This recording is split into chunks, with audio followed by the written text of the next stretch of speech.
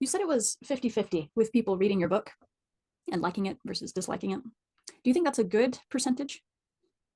Yeah, I think yeah, because again, authors don't understand. They have this.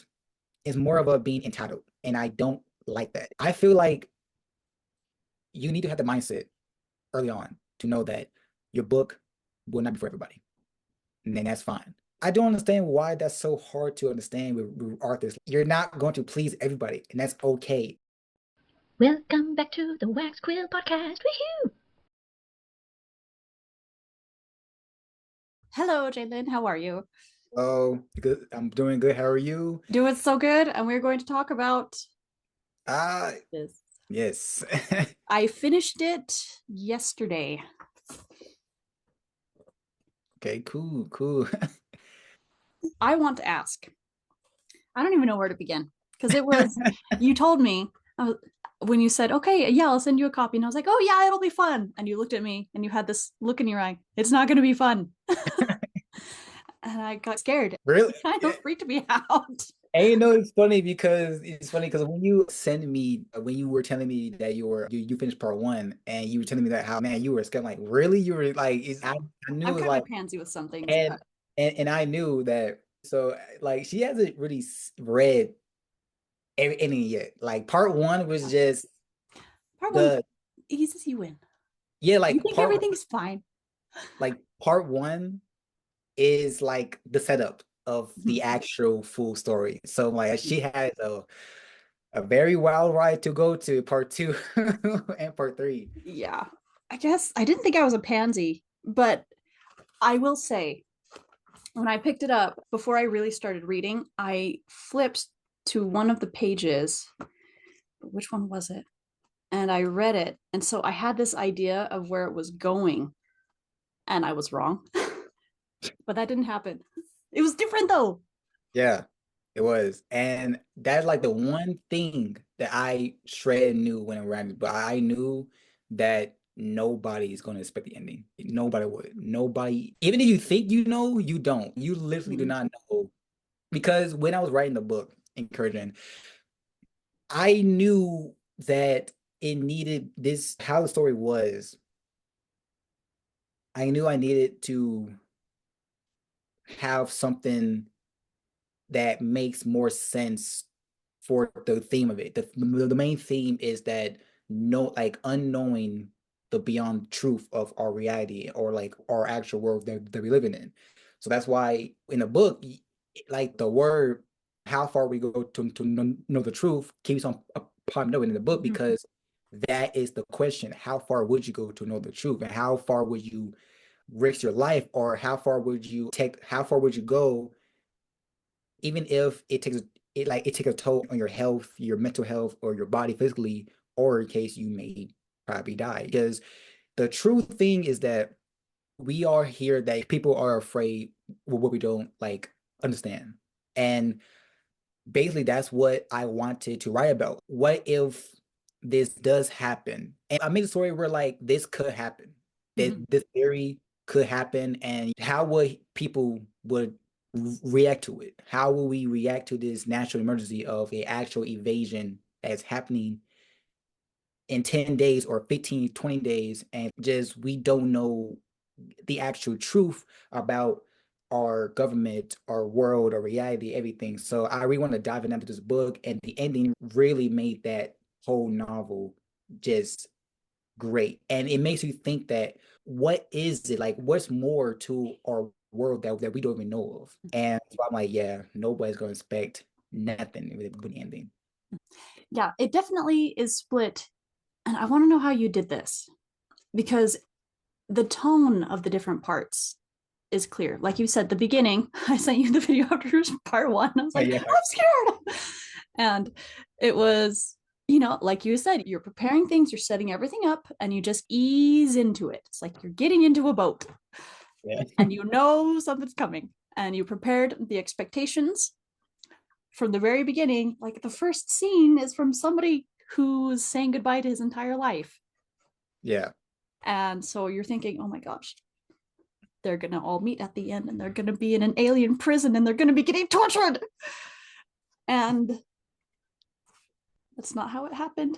What happened? The middle was a bit hard for me, the second section. But I think it's because I had a hard time with their reactions. He already did it. And I guess that to me was jarring because I kept thinking, what is there for him to do? Take the video down? Are they expecting him to make a new video?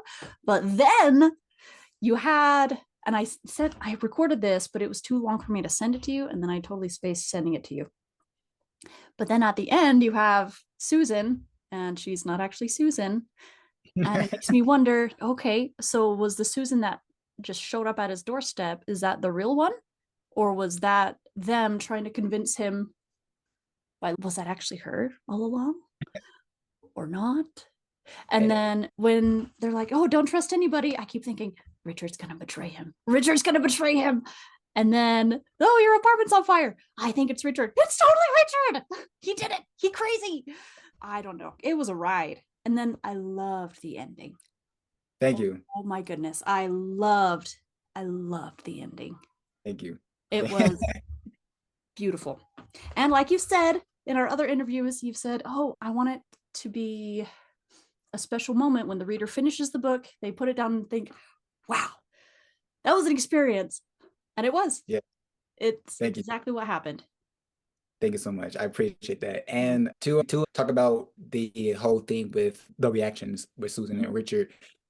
Now, so basically with how I wanted this story to go, with Riley being the main protagonist of everything and his internal conflict, is it's like I wanted the reader to have a hard time having experience to feel like they're actually with Richard in that same moment. Like they're actually there with him.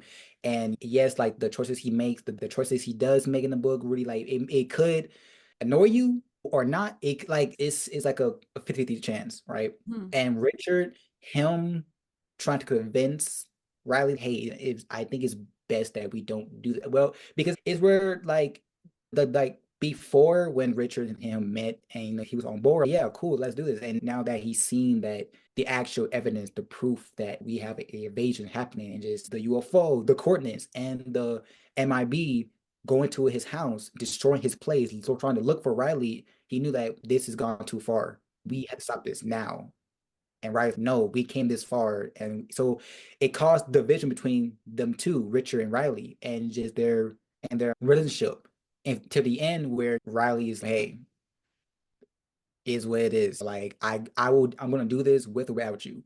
Richard said, I'm done. Like I'm cool. And then with Susan, and I want with that whole thing with how Susan turned into what happened in that chapter, I wanted to ways a question, people to have a discussion. Was that Susan, the real Susan in the earlier chapters? Or was that just a MIB in disguise the whole time? That is like a theory and conspiracy of its own question for the book that I would leave the readers to ask. I cannot, as a writer, I want my readers to have a cool talk about it, and I cannot answer that. I know the answer, but I just want my readers to talk about it first before I someday in the future give out the actual answer. I loved the ending. Thank you. And with ending, so I want to tell you what to talk about ending. When I first wrote this book, that ending wasn't the original. I had the different ending of the book. When I was halfway through the book writing it, I knew the ending. This book would be boring if I had that ending original. I wanted, what can I do to make this story very thrilling, but have an ending that no one will respect, or like a twist that no one will expect. And I'm like, okay, I got the ending. I got it. So I wrote that ending, and to me, I feel like that ending is one of my favorites ever, and is one of the most greatest dialogue I've ever written with these characters, with Riley and the MLB member, revealing who they are and just other concepts within the multiverse, kind of a little bit. It was a great concept to write about, and I have fun with it. And then of course the last chapter and how that ended. Yeah. That's all I can Yeah. And I loved that conversation. I what I wanted to know more of was I wanted to have more time with the MIB that he was talking to. Yeah. Because that was just fascinating. Because he was right. I can't argue with his logic there, but it was just fascinating. Thank I you. really liked that part a lot. A lot. It was definitely a fun, great writing experience of like me trying to articulate the conversation. I knew with how the MLB is, how they are, and how I created them, wrote them in the book. I knew they were far beyond ahead as like a like none like intelligence wise than Riley. So them knowing who he is, them knowing everything beyond the whole like reality of time, and me writing about the Dark Horizon, like that was a great concept to write about, and I loved writing that part. And I just think that with how that ended was that man, in every universe, these guys they were on top. These There was no other way.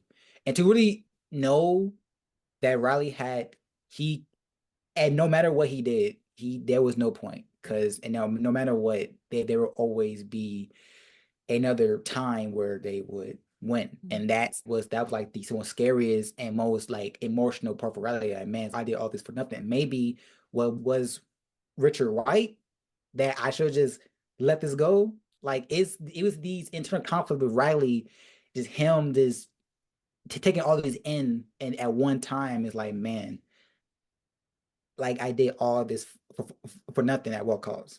So And after I read it and I finished it, and I was thinking about it, I thought maybe Richard isn't so much a secondary character as he is. I'm sorry, there's airplanes flying up. As he is a little shoulder angel. Because we've all done that where we have this great idea, it's really important to us, and we have people say, oh no, it's not a good idea. It's not worth it. Think of all the risks. And you go through it and you do it anyway, and then you press publish figuratively, and then you wait and you think, oh, okay, whew, I'm finished. I made the decision. And then the next day, you're making the same decision, deciding whether or not you're going to stick to it or give up, right? So after I finished it and I read the ending, I thought maybe it's definitely a lot more human than I thought. And then reading it from the way you write Riley's voice, it definitely is very present. And you're stuck in his head, right? Because he has all these different thoughts coming in and out. He thinks a lot. And when you read the end and oh, they knew all along and he's always been like this and all the different little alternative worlds, he's always the same, he's always consistent. And it makes you think, okay, so what would I have done? Who was I in this book? Would I really have been more, would I have been Richard? Would I have been Susan, who didn't want to get involved in the first place? Timothy, who got involved but lost himself? Or Riley, yeah. who got involved but managed to stay afloat? Just barely, maybe not quite stay afloat even. So Yeah, that and was good. with Riley, I in my with when I wrote Riley, I knew I needed this to be first person. I knew from the start. I knew because I just the character driven of Riley, just his internal conflict, him is like more of a him battling himself. His moral, his code, his I guess his drive to wanting to do the right thing because he felt like if I know the truth and if I don't do anything about it, then what does that make of me? I'm no better than these aliens trying to invade the world. Me, I having this truth, I need to do something because if I don't do anything, I would have to regret for the rest of my life. At least if I die, then I would die trying to save the world. And I think the theme good versus evil definitely plays a big play in this book with all my books, all my novels. It's like the good versus evil is a big theme. And just with Riley, his conscience, him being in his own mind the whole rest of the book, is just him battling with himself mostly of the time, and him knowing that this is a risk. He knows this is a big target, and he knows that him doing this will take his life to risk, him dying or get captured, whatever, doing the same thing that happened to happen with Timothy will probably happen to him. But he knows that he's maybe different. He knows he's maybe there's something different with this thing that hasn't been the same with Timothy. So he knows that I just need to do this before everything goes to hell. And with Richard being the primary character, with him, Riley, his companion through the whole thing, just how this big event, this tragedy event happening caused division, because there are two sides. You can low-key look at it in both sides. Like Richard, yeah, like I don't want anything to do with this. I think this is a bad idea. This gone too far. They know they know more than us than we know through them. They have the advantage. We just need to let this go now.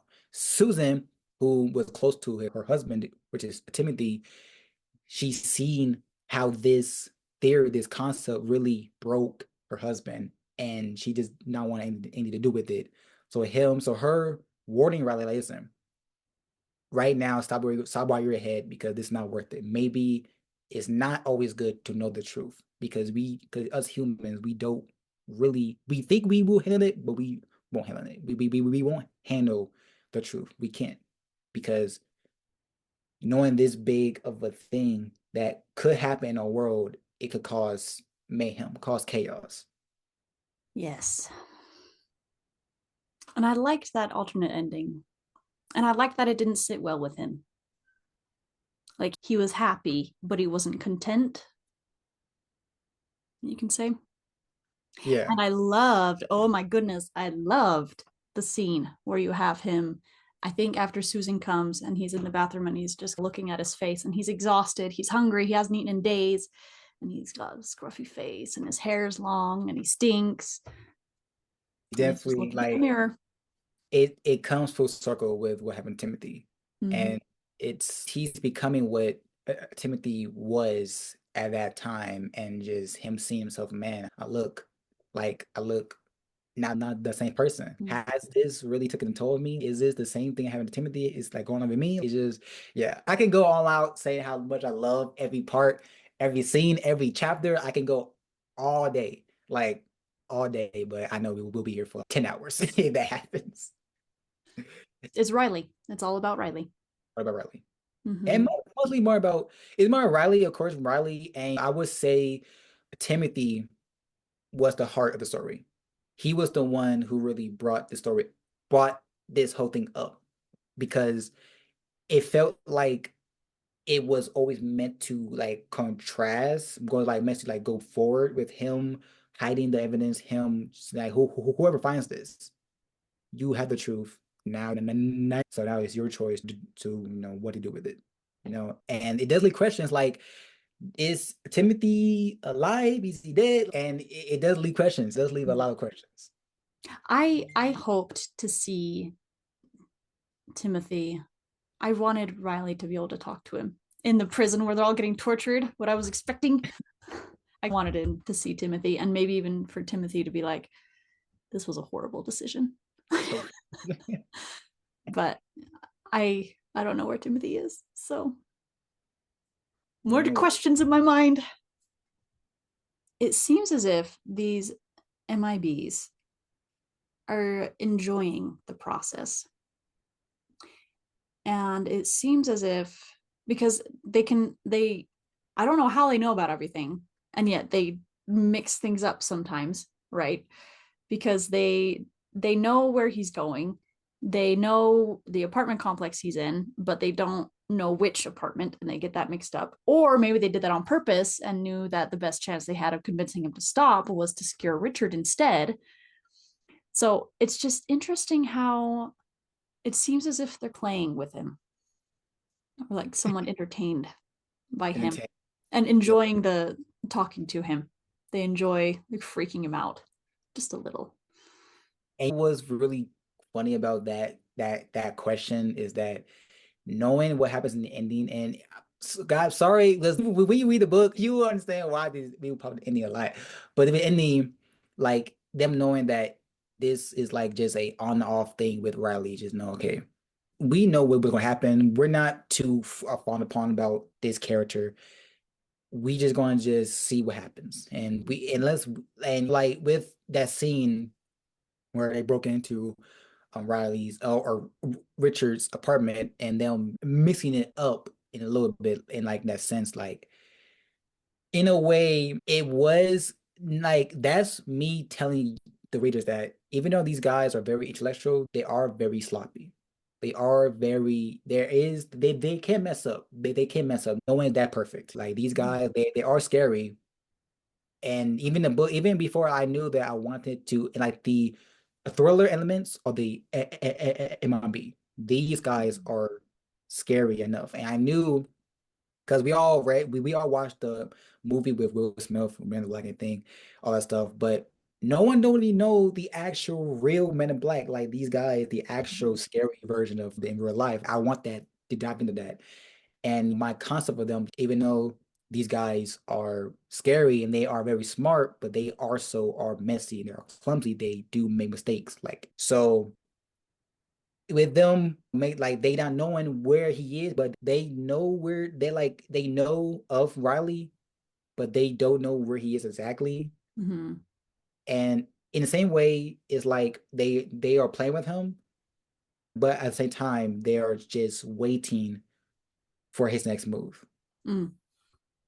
So it's like a chess game, basically, like a chess game. Like they're a few steps, they're a few ahead with Riley, but Riley he keeps on catching up. Mm-hmm. Interesting. Yes, I thought they were very interesting. Tell me If it more. if it like I did a lot of research. I did a lot of research on the Man Black. I did a lot of research on ufology, and I did a lot of research on just their encounters with I did a lot of research on reading other ufologists have encountered the Man in Black in real life back in like this like the 80s or like the 70s or like whatever. I just did a lot of research on this. Is how would they talk? How would they speak to them? How would they like threaten them? And with like ufology, if people don't know, like ufology is like where people are discovering UFOs basically. They discover alien activities in some way or another, and the Men in Black basically they come, they like, hey, they don't hurt them. They threaten, hey, if you don't take this back, then we will hurt you in a way. Like they give them a warning. And that's Mm-hmm. what I wanted that to be in this book, where like they don't want to hurt Riley, but they want to give him a warning. Mm-hmm. You don't know a lot, and you think you understand the truth, but you don't. So I suggest you just don't go further this. Don't post that video. If you do, then you'll be gone like the others. Mm-hmm. And the names, but in the names that they mention are actual real people, and they are actual real people. Like they are actual real people that encountered the Men in Black in real life. Mm-hmm.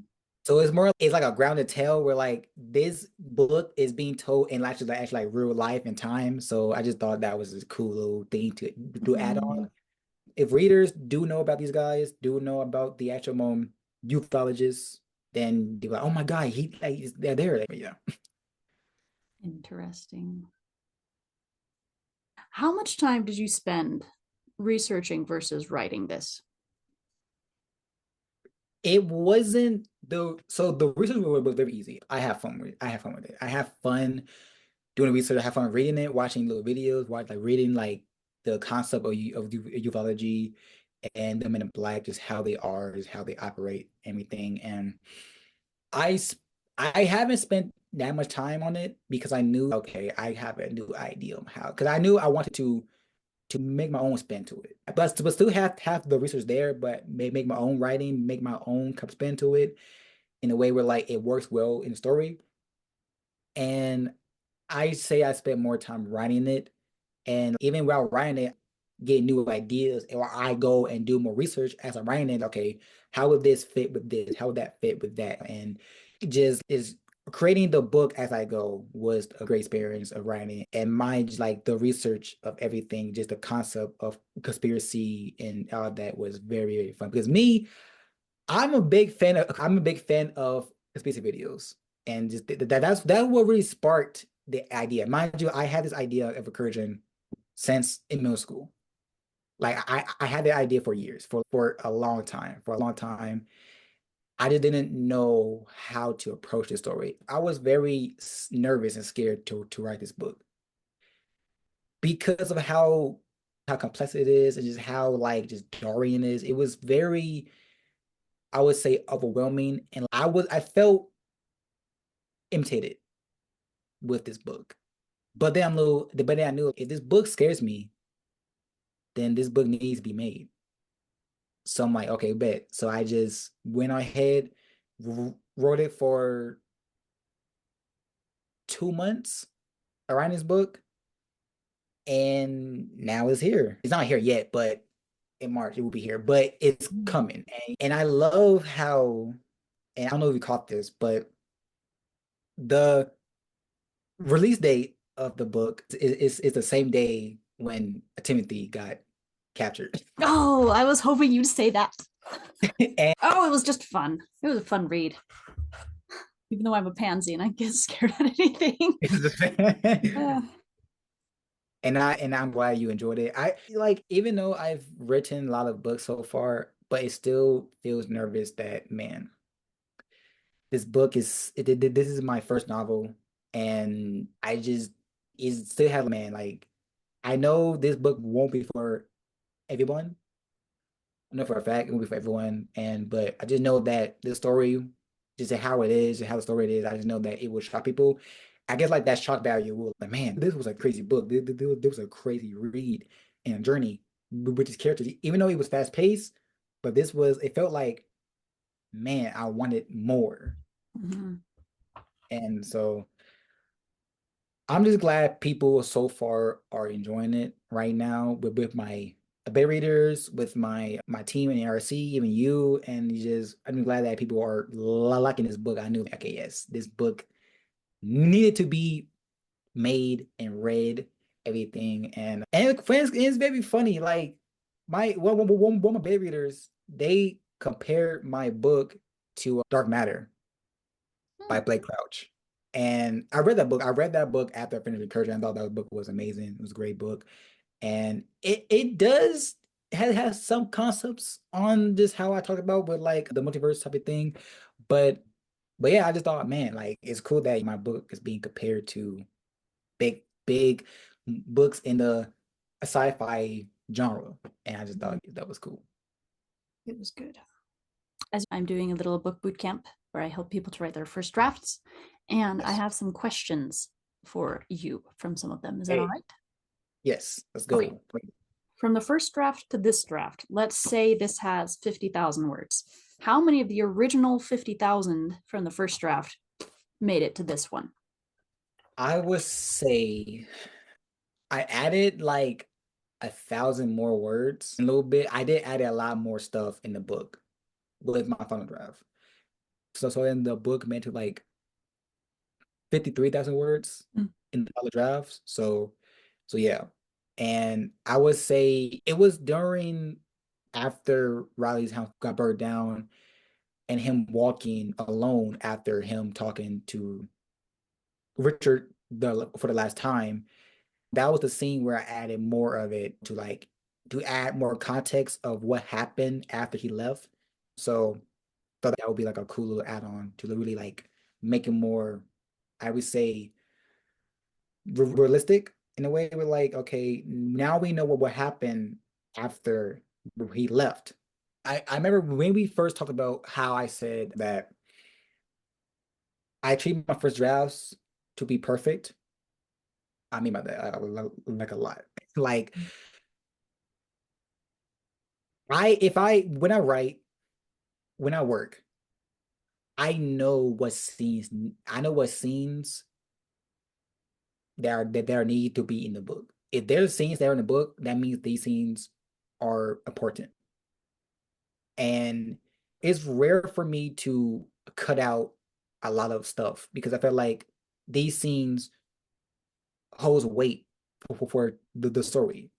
So when the first draft, I treat the first draft as if I'm writing my final one, my final draft. I'm putting everything that I have in my mind onto to the page. But if I feel like this does need to be add-ons, I'll add a lot more stuff to better expand the chapter or the story or the context a little bit to make it more the pacing more of a flow and maintain the flow of it. So yeah, like with Incursion, I rarely cut out a lot of stuff. I felt like the stuff that were in the book needed to be in the book. Interesting. Okay, here are my questions. What are pitfalls that new authors should watch out for? Pitfalls. Explain, like what pitfall are we talking about? The biggest difficulty I've seen with new authors, with new writers, because I can't say new authors because I'm not an author yet. Not yet. Not yet. Not yet. Closer. Closer. With new writers is they have this story in their minds and they get really overwhelmed with trying to put it on the page because you can only put it on there one word at a time, right? Yep. And they can't match the word that they're working on with this huge idea and they don't know where to start. And so my big thing is the exact opposite of what you're saying, which is, what I say is, okay, it doesn't matter if it's perfect, just spit it out, just vomit it out. And then later you'll already have written one book, even if it was vomit, and you'll have more experience. And then you'll also have peers who can help you figure out the rest of the story. You'll be more experienced. You'll have more time. You'll be a little bit older with more of a concept for these things. And so when you're trying to spit it out now, you're freaking out thinking, oh, I can't do this, when really in the future, you're going to have a lot more support than you have right now. So I guess my answer to that question was just get through the first draft and know that in the future, you'll have an easier time. And it's not just going to be resting on you. So just keep writing. I guess that was my answer to that question. What's yours? Because your perspective is the exact opposite of mine. Of course, I said before that I don't outline my books. I don't really like to plot my books at all. I just know how the story is in my head. It's a gift and a curse being a writer of myself. I have my ideas, the plot story going beginning to end every single day. So I don't really need to outline it all. But I know authors are different, people are different. Some people can't just know exactly what the plot is in the head. And so my advice is to new writers who are writing their first book ever or feel overwhelmed because they have this big idea. No matter that's horror, fantasy, sci-fi, romance, whatever. They have this big idea, but they just don't know how to put it in this page. They feel scared, doubtful, and I say don't feel doubtful. Because like it's normal. That means this story is such of a big thing that you just need to like just sit back and just think about it. And I would say this. I say, even though I don't outline, I would say try to outline. Try to plot your book. Try to in different plot points from beginning to end, like the first act. I always say try to do a 3-act structure to know what's going to happen in each parts of the book. Like Act 1, the introduction, like the characters, what they're doing, how like this world building, what's there, what's setting, the location, the time, and just figure out how does the introduction, I would say, how would that affect the entire story? To really like figure out, okay, like this happened, this happened, this, then here, then the next, and this, now this plot point every single scene in the book, piece by piece. And write it down, write notes down. If you have new ideas, write it down in your notes, notebook, whatever. Try to do things as trying to to make your time less hard for yourself. Write down your ideas, outline, plot, pinpoint your idea scene after scene. And once you are done with everything, then you can okay, I have all of this down. Now it's time for me to really put each scene in the whole.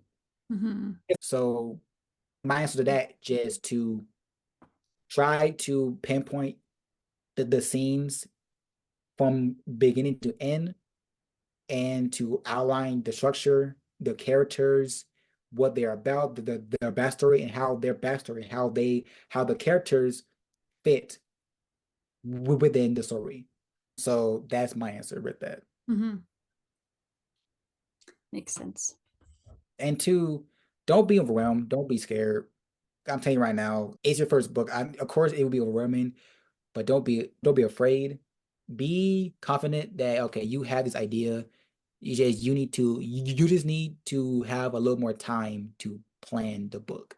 And that's fine. Everyone's different. Everyone has that. Everyone's different. So just plan the book more into it, and maybe in a few years when you're more experienced, you'll just this is easy. Let me just do this real quick. I like that. Okay, I want to ask, how many editors has this book gone through? Because you're the one who convinced me to send some of my picture books to editors, which I've done, and it was hard, but I did it. So reading this, I'm curious. Incursion, I will over my books moving forward. I do have my main editor right now who are who are currently working with right now. But with Incursion, I had two editors. I had two editors for to restructure the everything a little bit, like fix the grammar, everything. Yeah, these guys, they were very great. They really enjoyed the story. They really understood just my vision. They understood how the pacing goes and how the structure worked. And I knew to go on with how I write my first drafts. I knew that this would be a very easy time with before them because it's not that much to really edit anyway. We're like, okay, just a little bit here and there, but just a little bit, just a little bit of a grammar issue, whatever, but that's fine. So for Incursion, I had two editors. I am currently working with one editor, which is my main one, who helped me re-edit most of my older books. And she's been a great help. She really understands my stories. She really understands just the structure, how I write my books. And I'm very glad and honored to have an editor like her. You said it was 50-50 with people reading your book and liking it versus disliking it. Do you think that's a good percentage? Yeah, I think yeah, because again, like I think what authors and readers, no, I mean authors don't understand, and I think they have this is more of a being entitled, and I don't like that. And here's me gonna call out some authors, but hey, is this how I feel? I feel like you need to have the mindset early on to know that your book will not be for everybody. And then that's fine. Because the thing, is writing and reading is subjective. It's only it really depends on how they react with how they read your book. They feel annoyed, they feel like this book didn't make sense, or they loved it, or it just depends on how they react to it, on how they feel about it. And it just may the books may not be for everyone, or maybe right now they didn't like it, or one day in the future they might go back and read it and they like, oh, wait, this book was not that bad. Like for instance, for me, Misery. I read Misery again and I loved it. I loved the whole thing. It was a great read. And I knew because when I first read Misery, when I say I DNF'd it, because that was when I had this mindset of making books fast paced and to have a fast paced like experience. And I just knew that the book was at first was long. It didn't really go anywhere. I just didn't feel enjoyed a bit. But till I went back, okay, I'm going to need to change my mindset on things and going into the book knowing that I'm going to have a journey with these characters. And I did. And actually it's weird because like my experience was way different. Like I just love the story. I just loved it. It was so weird. And that's how it is like when you read a book, you didn't like it, but if you go back and reread it in like the 50 years, you will appreciate it more. It's a weird thing. That's why I think like this story is so different. How my structure, how I write my books could differ. This could be a divided readers. They could either love it or hate it. Guess what? That's fine. That's what authors should have the mindset. We're like, they should be like, hey, it's what it is. People would like it or they will hate it, and that's fine. Cause I can't please everybody. We all can't. We all can't please. Writing's art. And art is a way to have someone, a viewer, how they will react to it. How does this art make them feel? And mind you, a piece of art could affect many people way differently. It's just only how you interpret it, how your perception is. If me and you go to a museum and we see a painting of a woman walking to a open field, and you may like, man, this art is so beautiful. Like it's such, I just the mean to it. It's great. Me, I think this is just a regular painting. It's plain. It's just how different, like how people will interpret a art differently. And that's the same thing with writing a book. We read the same book. Our experiences will be different because it's how our taste is, how our perception is, and how we interpret the book differently. It's how it is. So I don't understand why that's so hard to understand with authors. You're not going to please everybody, and that's okay. And I do wanted to let you know too that so a few days ago, I looked up in the sky and I saw something very interesting. And imagine this is not even me joking. I'm being for real serious. That I saw it was this bright blue light. It was like flying across the sky in a quick fashion, like boom. It was weird. It was like this bright blue, like this bigger thing. And it was like on my left side. It just like went phew, just flew out quickly. It was weird. And it was not a plane because it was so low, a little to a point where I could really see it like full form. Like a plane, it goes up by the sky, and no plane fly like that. Mm-hmm. So my brother, who I told about, he thinks that I probably saw a extraterrestrial UFO.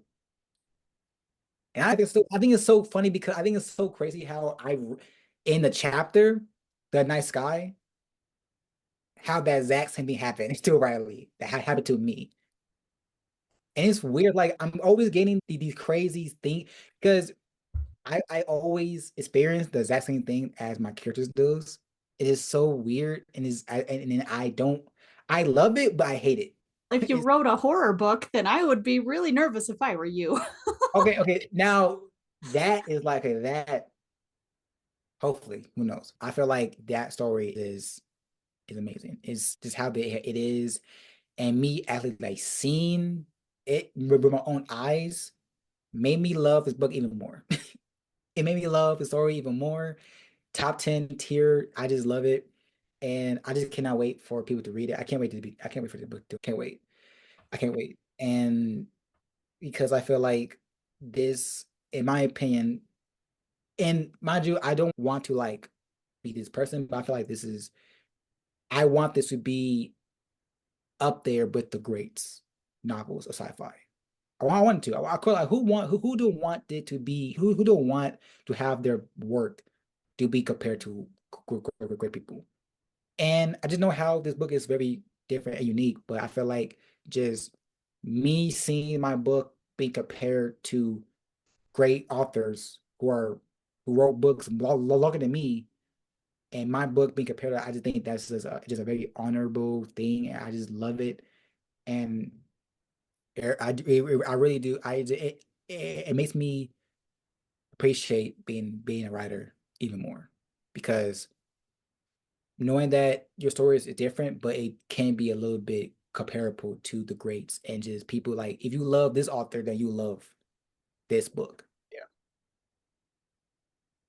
That's lovely. Books are so cool because they're a part of you for sure.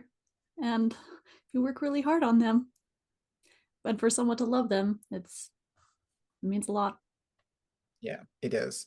It does. And I don't know if I told you about this like this concept I said where like you have 15 people in a room and they read your book and 14 of them say this book is terrible, it sucks, it's bad, quit writing, just stop right here, stop it. That they are saying all they're saying all these terrible things about you. Crazy.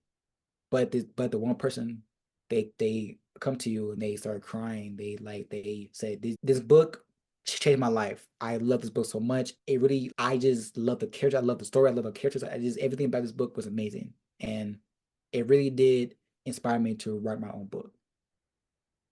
That holds more weight than the other people. Knowing that you at least made one person happy and one person love the book, that will hold more weight than the 14 people who just said this book is trash. Because again, like what I said before, writing, reading, art in general is a subjective thing. We all interpret things differently. No matter if you love it, you hate it, you can't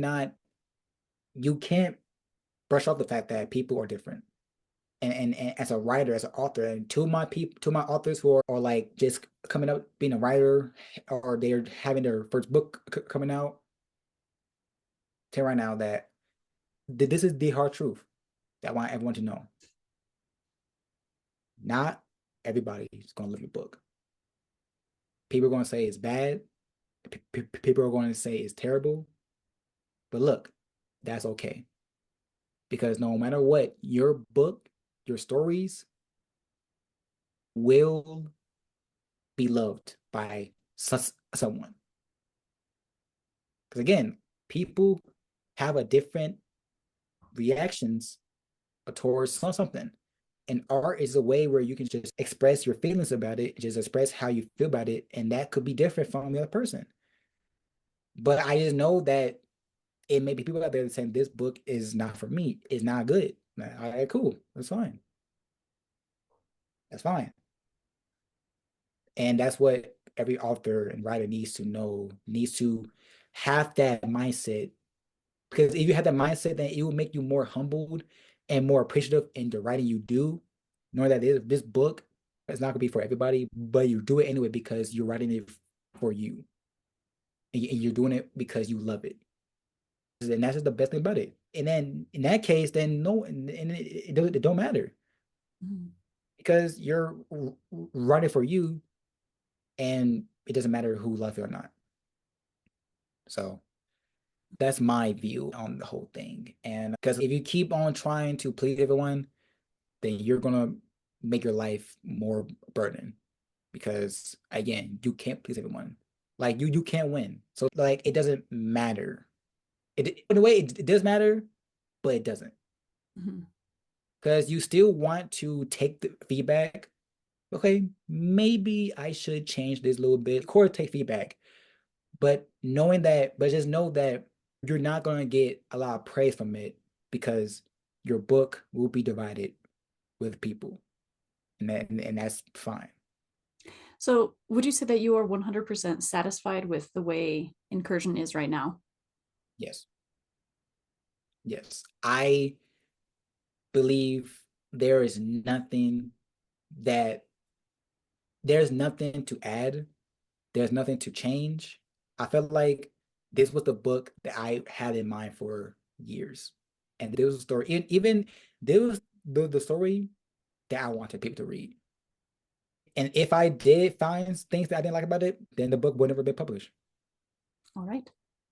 I hope that I have that confidence when I'm finished with my books. I hope I do. You will. And that's one thing about it. Confidence, mind you, writing is a skill. I believe writing is a skill, and the more you practice about it, the more you practice on your skill of writing, the more you improve, the more you will build up that confidence. Because your confidence will come when you improve better, when you uplift, when you level up as a writer. Because of course, me, when I wrote my first book, The Black Samurai, I was doubtful. I doubted myself. I doubted that people are not gonna like this book. I was nervous. I was scared. I doubted myself as a writer. But the more I practiced, the more I wrote, the more I read, the more I honed my craft, was the more confident I became with my writing. Because again, every writer has a voice. And as a writer, as a skill, you keep writing, you keep practicing to find that voice. That the more you write and the more you read, you will build up that confidence. But right now, I would say that you wrote a book. You wrote a book. And that's something to be proud of. Because not a lot of people can. They could, but they just don't. They just it's not clicking. They're just not suffering enough Exactly. to write it. And you took your time to write your book and you finished it. Like you wrote a book. That's crazy. That's insane. Like you wrote a book.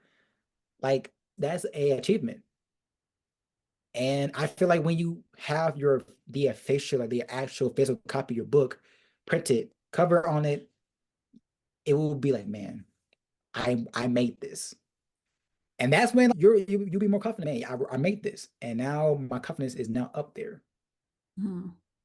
And but too as well, like I want to say right now, when you do receive your first bad review, because mind you, it will happen. I mean, for real, like me, if it happened to me, but when you do receive your first bad comment, do not feel bad by yourself. Do not feel doubtful. Just know that, okay, I knew this was going to happen. That's fine. Cool. It's fine. Don't feel upset. Don't feel doubtful. Don't hate yourself about it. Because again, you knew it was going to happen.